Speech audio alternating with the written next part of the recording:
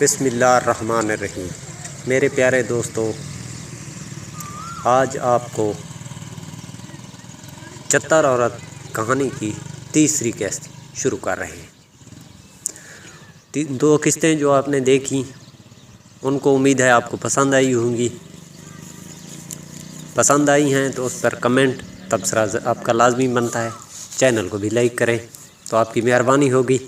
میرے پیارے دوستو، وہ عورت جب واپس آ گئی اس نے اللہ سے دعا مانگی کہ یا اللہ مجھے حمل ہو گیا ہے، خدا مجھے بیٹا دے۔ چند دن ہوئے، خدا کی کرنی وقت گزرتے پتہ بھی نہیں چلتا، اس کو بیٹا پیدا ہو گیا۔ آج چھوٹا کر بڑا جوان ہو گیا۔ لوگ اس بچے کو بری نظروں سے دیکھتے تھے، اسے کہتے تھے بھی، کوئی کہتا تھا کہ حرامی ہے جس کا باپ نہیں ہے، کوئی کہتا تھا سسریت زادہ ہے۔ وہ بچہ لڑتا جھگڑتا لڑکوں سے، اپنے ہم عمروں سے لڑتا جھگڑتا رہتا کہ بھئی مجھے کیوں کہتے۔ ایک دن اس نے اپنی ماں سے پوچھا کہ امی جان کیا مسئلہ ہے؟ اگر میرا کوئی باپ ہے تو مجھے بتا دے، اگر نہیں ہے تو میں حرامی ہوں، تو میں کسی سے لڑنا جھگڑنا تو چھوڑ دوں۔ اس کی ماں نے اسے رام کہانی بتا دی کہ ایسا ہوا، اور بادشاہ تھا، اس نے مجھ سے شادی کی، وہ مجھے بٹھا کر گیا، میں اس کے پاس گئی، اس طریقے سے گئی، یہ آپ اس کے خون سے ہیں، نکاح بھی اس کا تھا اور اس کے خون سے ہیں۔ بچے نے کہا پھر اماں جی آپ نے اپنا وعدہ پورا کیا ہے، میں اب جاتا ہوں باپ کو راہ راست پر لانے کے لیے۔ بچے نے خدا کا نام لے کر، کیونکہ اس کے نانے کے پاس کافی مال جائیداد تھی، کچھ پیسے لے کر روانہ ہو گیا۔ بادشاہ کے شہر میں پہنچ گیا۔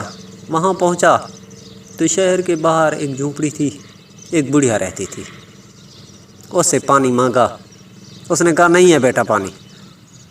اس نے کہا اماں جی میں پیاسا ہوں، مجھے پانی پلا دیں۔ پھر اس نے ایک برتن سا خراب سے میں پانی دیا، اس نے برتن کا پانی ڈال دیا، اس میں چند سکے ڈال دیے اشرفیوں کے، وہ ڈال کر اسے واپس کیا۔ جب اس نے دیکھا کہ یہ اشرفیاں ڈال رہا ہے تو اس نے کہا بیٹا آ جاؤ۔ پھر اس نے اس کی، کیونکہ پیسے کے لیے سب کچھ ہوتا ہے، اس نے کہا بیٹا اترو تمہیں کھانا۔ اس نے وہ اشرفیاں جو رکھی ہوئی اس کے پاس تھی اس کو دے دی۔ اسے کہا کہ اماں جی میرا کوئی آگے پیچھے نہیں ہے، میں آپ کے پاس رہوں گا۔ وہ اس کے پاس رہنے لگا، وہ اس کی اماں بن گئی۔ وہ صوبہ اس نے وطیرہ بنا دیا، صوبہ بادشاہ کی کچہری لگتی تھی، کیونکہ اس دور میں سادہ طریقے ہوتے تھے۔ بادشاہ باہر کھلے میدان میں کچہریاں لگاتے تھے، لوگوں کی مسئلے مسائل فریادیں سنتے تھے۔ آج کے حکمرانوں کی طرح نہیں ہوتے تھے۔ وہ جتنا بھی شہنشاہ تھے، بے شک ان کی شہنشاہ تھی، ان کی طرح ہمارے حکمرانوں کی طرح کرپٹ نہیں تھے، ظالم تھے، سب کچھ تھا، لیکن ان سے قدرے اچھے تھے۔ جب وہ ان کے ساتھ بیٹھتا، باتیں سنتا، ایک دن اس نے جا کر لوگوں کی حالات سنتا رہا۔ ایک دن وہ باتیں سنتا رہا۔ ایک مولوی صاحب تھا، اس کا داماد گیا ہوا تھا دبئی میں، اسے 20-25 سال ہو گئے تھے، اس میں گیا ہوا تھا۔ اس نے کہا آج بادشاہ کو طریقہ کار سمجھا دوں اور اس کی کاروائی کروں گا۔ اس کی اب دوسری